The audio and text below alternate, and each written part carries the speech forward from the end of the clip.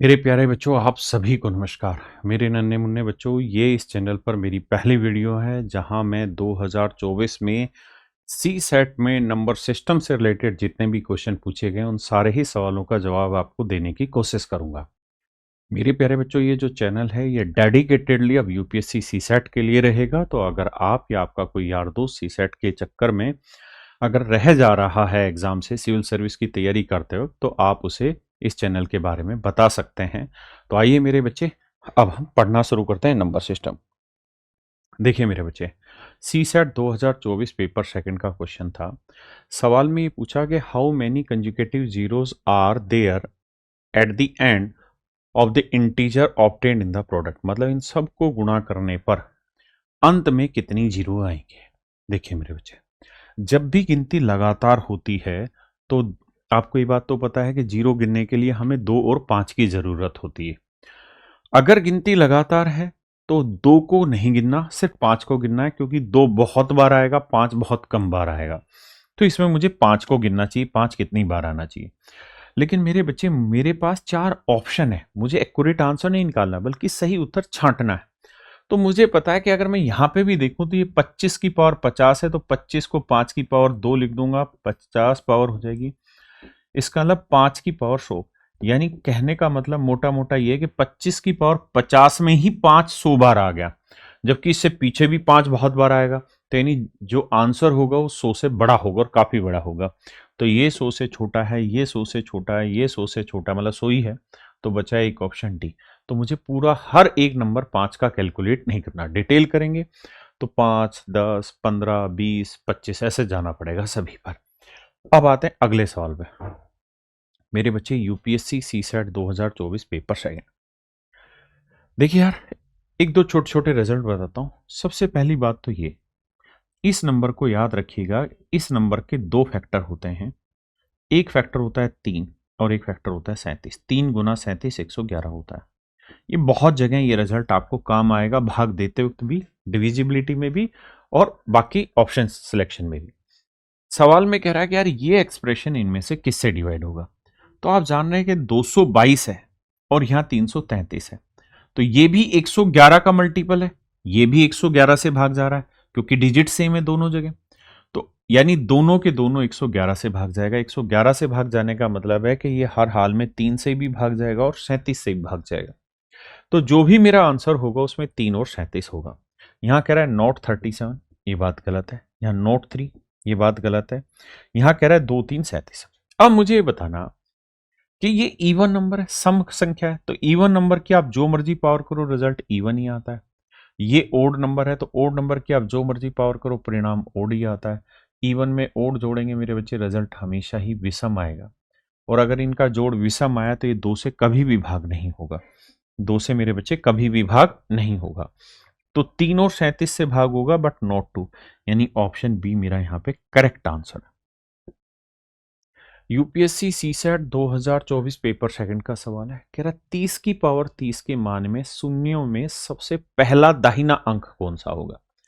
देखो मेरे बच्चे, 30 के टुकड़े अगर हम करेंगे तो 2 गुना 5, या इस तरह से देखिए, 30 को मैं 3 गुना 10 लिख देता हूं, कोई दिक्कत है नहीं। पूरे की पावर 30 है तो इसकी भी पावर 30, इसकी पावर 30। अब खेल ये कि सर इसकी तो पावर 30 है, तो इसका मतलब यहां तो सीधा सीधा समझ में आ रहा है कि 000 आएगा, है ना। असली जीरो के बाद वाला यूनिट डिजिट जो निकलेगा, या जीरो के बाद का जो अंक आएगा वो यहां से आएगा। तो इसका यूनिट डिजिट चेक करना। तो चेक करने का क्या तरीका है, पावर को 4 से भाग दो, तो 4 7 28, 2 बचा, तो 3 की पावर 2, यानी यूनिट डिजिट आया 9। तो आगे तो 0 0 0 0 रहेगा, और जीरो से के बाद तुरंत बाद 9 रहना है। यूनिट डिजिट चेक करने के लिए किसी भी नंबर में जो उसकी पावर है उसे 4 से भाग देना है, और उसके बाद जो शेष बचा उतनी पावर चेक करनी होती है। यूपीएससी सी सेट 2024 का सवाल है मेरे बच्चे। सवाल में कह रहा है कि 421 और 427 जब भाग दिए जाते हैं किसी एक ही संख्या से, तो सेम रिमाइंडर रहता है हर बार, और वो रिमाइंडर है 1। तो यानी 421 को नंबर भाग देता है तब भी एक बचता है, 427 को भाग देता है तब भी एक। इसका मतलब 420 और मेरे बच्चे 426, ये दोनों ऐसे नंबर हैं जो उस नंबर से एग्जैक्ट डिवाइड हो जाते हैं। यानी हमें इन दोनों का क्या निकालना चाहिए, एचसीएफ। एचसीएफ निकालने का एक तरीका होता है डिफरेंस मेथड, यानी इनके बीच का अंतर निकालो। अंतर कितना है? 6। या तो मेरे बच्चे एचसीएफ 6 होगा या 6 का कोई फैक्टर, लेकिन 6 से ये भी भाग जा रहा है, ये भी भाग जा रहा है, मतलब 6 वो सबसे बड़ा नंबर होगा जो इन दोनों को भाग देगा, तो हर बार एक रिमाइंडर आएगा। और 6 ही नहीं, 6 का कोई फैक्टर भी होगा। तो मेरे बच्चे 6 के फैक्टर क्या हुए? 1 2 3 6। लेकिन अगर मैं 1 से भाग दूंगा तो शेषफल 1 कभी भी नहीं बचेगा। हाँ है ना, 1 से भाग देंगे किसी भी नंबर को तो 0 ही शेषफल आएगा। तो इसका मतलब कितने भाजकों का प्रयोग किया जा सकता है? 2 3 और 6, यानी 3 भाजकों का प्रयोग किया जा सकता है। सवाल ने पूछा था कि भाजकों में कितनी संख्याओं का उपयोग किया जा सकता है ताकि शेषफल एक ही रहे, तो 3, 2 3 और 6। देखिए मेरे बच्चे, यूपीएससी सीसेट 2024 का ही सवाल है।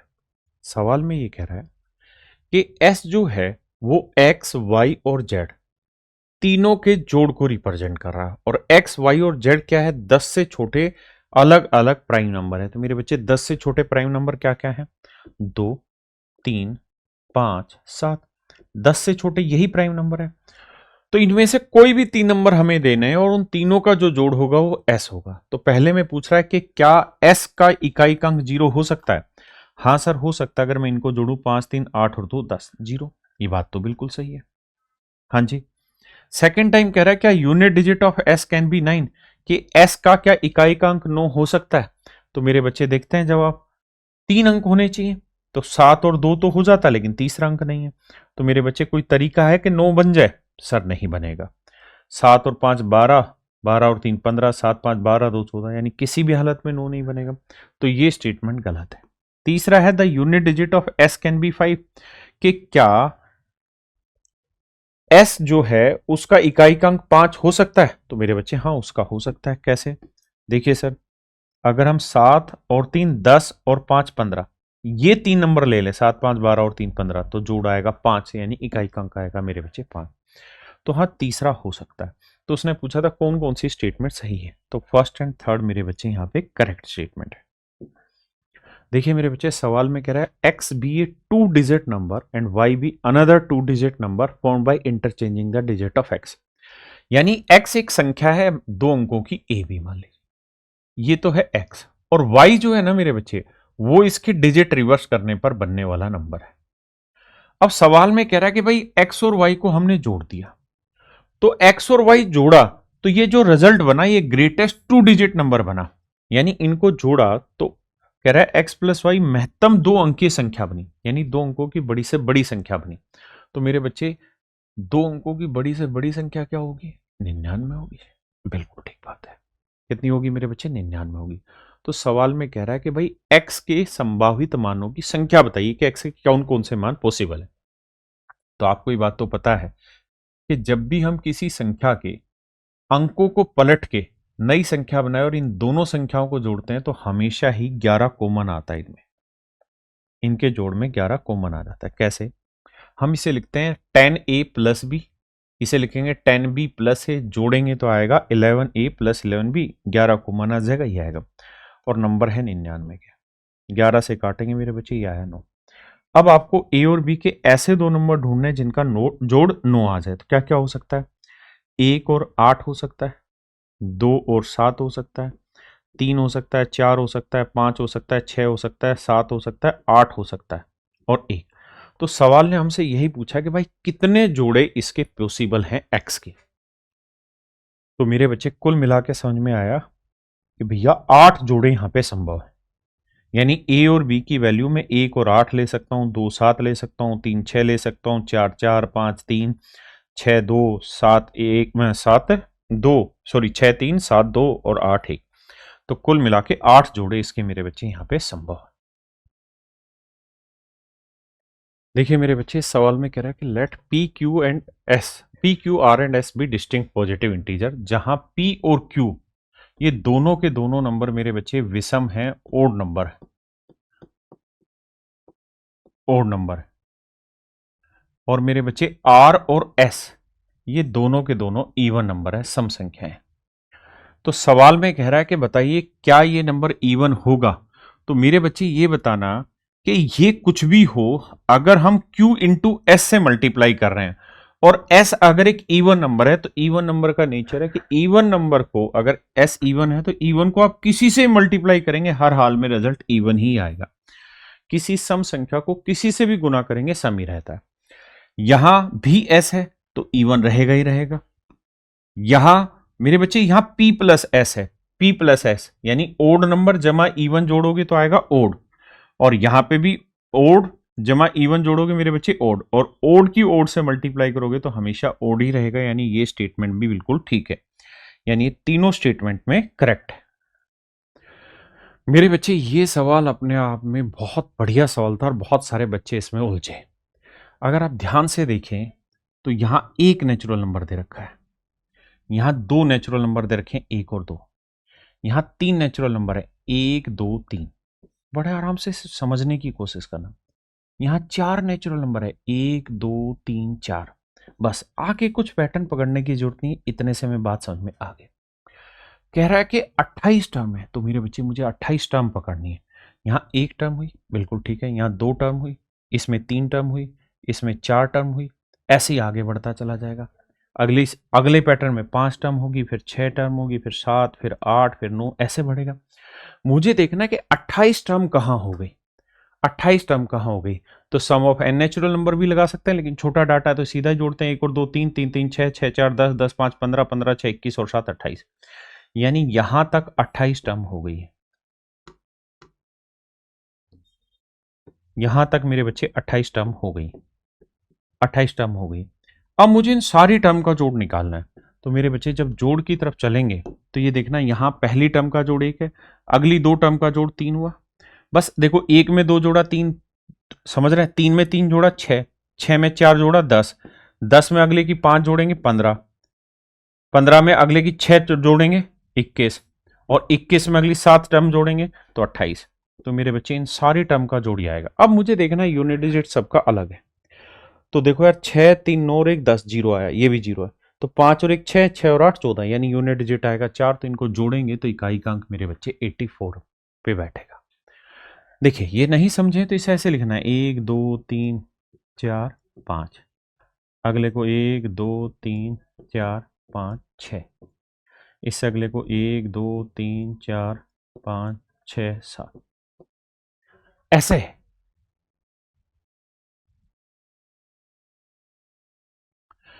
बच्चे सी सेट 2024 का सवाल कह रहा है, दो अंकों की कोई संख्या है ए बी, दो अंकों की कोई संख्या है ए बी, इसमें हमने सी डी को जोड़ा और जब जोड़ किया तो आंसर आया 1 सी और ई। सवाल में ये कह रहा है कि भाई सारे के सारे डिजिट अलग अलग है, तो ए का मान बताइए क्या हो सकता है। देखो मेरे बच्चे, तो देखो मेरे बच्चे, बी में डी जोड़ा होगा, ई आया होगा, लेकिन ए में सी जोड़ के सी कैसे आ सकता है? या तो ये तब संभव है जब ए का मान 0 हो, तो मान लो सी का मान 3 है, तो 3 में 0 जोड़ा 3 आ गया, तो फिर ये कैरी फॉरवर्ड नहीं होगा। तो मेरे बच्चे ये तभी संभव हो सकता है जब यहां वाला नंबर 9 हो। कैसे? देखो, यहां कोई भी नंबर ले ले, उनका जोड़ करें और एक हासिल ले आए, तो एक हासिल लाएंगे तो 9 और 1 10, तो यूनिट डिजिट 0 बन गया, और 0 में सी जोड़ेंगे तो इकाई का अंक आ जाएगा 0, एक वहां से आ जाएगी। जैसे मान लीजिए यहां से एक हासिल ली, तो 9 में इसका कुछ भी वैल्यू ले लेता हूं, लेट से मैं 3 ले लेता हूं, तो 9 और 3 12 और एक हासिल 13, तो 3 ही आएगा, तो जो सी की वैल्यू यहां थी वो यहां है। तो ये खूबी केवल और केवल 9 में है कि 9 में आप कुछ भी जोड़ेंगे नंबर और एक हासिल जोड़ेंगे तो वही डिजिट आ जाएगा जो था। तो मेरे बच्चे ए की जो मैक्सिमम वैल्यू आएगी वो कितनी आ सकती है? 9, मतलब मैक्सिमम क्या, वैल्यू ही 9 आएगी यहां पे। कह रहा है 3 नंबर एक्स वाई जेड, कहता है तीन संख्याएं एक्स वाई और जेड, लेकिन ऐसे है कि एक्स 2y से बड़ा है और 2y 3z से बड़ा। तो कहता है यार एक्स वाई जेड के कितने संभव, मतलब जोड़े संभव है, कितने ट्रिपलेट पॉसिबल है।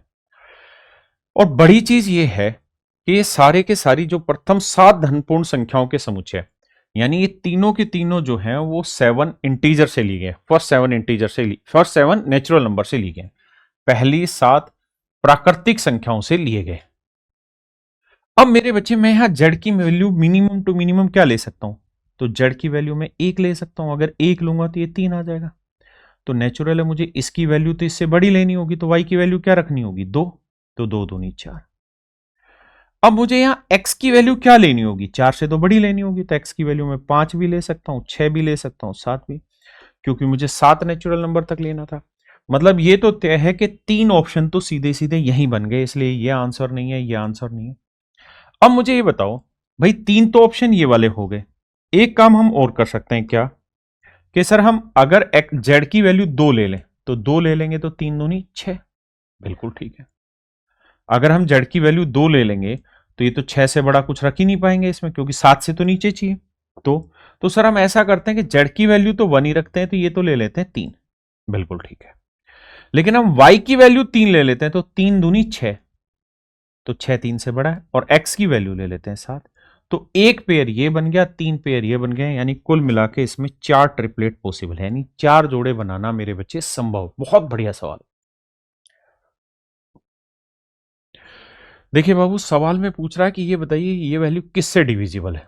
मेरे बच्चे, मैं अक्सर क्लास में समझाता हूं कि अगर ऑप्शन में 10 लिखा हुआ है तो 99% चांसेस होगा 10 से भाग होगा। लेकिन कैसे भाई, ये देखो ये इवन नंबर है, बिल्कुल है। 2 की पावर 5 है, यूनिट डिजिट निकालेंगे, 4 से भाग दिया 1, तो 2 की पावर 1 यानी इकाई का अंक है 2। यहां 4 से भाग देंगे, 4 6 24, 3 बचा, 2 की पावर 3 8, 2 में 8 जोड़ा, इकाई का अंक है 0, बिल्कुल ठीक है। अगर किसी संख्या का इकाई का अंक 0 है तो यह हर हाल में 10 से भाग पूर्णतः होगा ही होगा। ये एक बहुत बढ़िया सवाल है। आइए मेरे बच्चे, सी सेट 2024 का आखिरी सवाल। सवाल में कह रहा है कि P और Q धन पूर्णांक है, यानी पॉजिटिव इंटीजर्स है। P जो है वो Q से छोटा है और P प्लस Q का जोड़ K है। तो बताइए what is the smallest value of K। कहता है K की कौन सी वो छोटी से छोटी वैल्यू है that does not determine P and Q uniquely, जो P और Q को यूनिक नहीं बनने दे रही। तो देखो यार, P और Q दोनों का जो जोड़ है वो K के बराबर है। शर्त ये होनी चाहिए कि Q जो है वो बड़ा होना चाहिए, ये बड़ा होना चाहिए, ये बात भी ठीक है। तो मेरे बच्चे, मैं यहां क्या ले सकता हूं, और P और Q दोनों पॉजिटिव इंटीजर है, यानी मुझे 1 से स्टार्ट करना होगा। अगर मैं इसे 1 ले लूंगा तो इसे 2 लेना होगा 3। तो यह यूनिक का मतलब ये है कि क्या 3 जो जोड़ आया वो P और Q की किसी और वैल्यू पे भी सेट हो सकता है, मतलब ही नहीं है। इसे 2 ले नहीं सकते क्योंकि Q बड़ा है। तो इसका मतलब K की जो यूनिक वैल्यू है वो 3 पे यूनिक वैल्यू सेट हो रही है। आगे आइए, अब मैं रख के देखता हूं 4 कि क्या 4 रखने पे सेट हो रहा है। अगर मैं 4 लेता हूं सर, तो 4 लेंगे तो इसे 1 लेंगे, तो इसे 3 लेंगे, बिल्कुल ठीक है, 4 हो जाएगा। इसे 2 लें, इसे 2 लें, ये पॉसिबल नहीं है। क्यों? क्योंकि Q बड़ा होना चाहिए, तो बराबर। तो इसका मतलब 4 पे भी यूनिक डाटा सेट हो रहा है। अब लेते हैं मेरे बच्चे 5। अगर मैं 5 लेता हूं तो ये मुझे लेना होगा 1 और ये मुझे लेना होगा 4, जोड़ेंगे 5 सेट है। लेकिन मैं इसे 2 ले लूं और इसे 3 ले लूं, तब भी तो 5 आ रहा है। और उसने मुझे यही पूछा था कि K की कौन सी सबसे छोटी वैल्यू पॉसिबल नहीं है जिसपे P और Q दोनों यूनिक बने। तो भाई 5 पे P और Q यूनिक नहीं बनेंगे। क्यों? P 1 भी हो सकता है और 2 भी हो सकता है, Q 4 भी हो सकता है, 3 भी, क्योंकि 1 और 4 5 बन जाएगा, 2 और 3 5 बन जाएगा। तो यहां यूनिकनेस मेरे बच्चे खत्म हो जाएगी। और यही पूछा था कौन सी सबसे छोटी वैल्यू है जहां ये यूनिकनेस खत्म होती है। तो मेरे बच्चे, मेरा आंसर होगा 5। 3 पे यूनिकनेस बनी रह जाएगी, 3 पे 1 और 2 ही होगा, 4 पे 1 और 3 ही होगा, लेकिन 5 पे मेरे बच्चे यूनिकनेस खत्म हो जाती है। तो मेरे प्यारे बच्चों, ये सवाल थे सीसैट 2024 के। अगर मेरे बच्चे आप सिविल सर्विस की तैयारी कर रहे हैं और आपके जीवन में सिर्फ और सिर्फ सीसैट अपने आप में एक बहुत बड़ी समस्या है, तो आप इस समय बिल्कुल ठीक जगह पर है। मैं पिछले 15 साल से मैथ पढ़ाने लग रहा हूं और मेरे बच्चे, हमने सीसैट का एक कोर्स डिजाइन किया है मात्र 999 रुपए का, जिसमें मैं मैथ पढ़ाऊंगा और बहुत ज्यादा टाइम नहीं लूंगा, क्योंकि मैं जानता हूं कि आपका बहुत ज्यादा टाइम इन्वेस्ट होता है जीएस जैसे सब्जेक्टों में। तो मैथ में आप 40 से 45 घंटे दे दीजिए और मैं पूरी कोशिश करूंगा कि जो 38 से 40 सवाल आपके पेपर में आ रहे हैं कुल मिला के, वो मैथ के मैं सारे सवाल सोल्व करा दूं। मेरे बच्चे, रीजनिंग रहेगी, इसमें पीयूष वार्ष्णेय सर पढ़ाएंगे और इंग्लिश सतेंद्र तिवारी सर पढ़ाएंगे। तो ये मेरे प्यारे बच्चों आपके लिए एक बहुत यूनिक सेशन होने जा रहा है। और इस बैच की क्लासेस 27 तारीख से स्टार्ट हो रही है, तो आप कैरियरविल ऐप पर आएं और अपने बैच में रजिस्ट्रेशन करें। Thank you very much.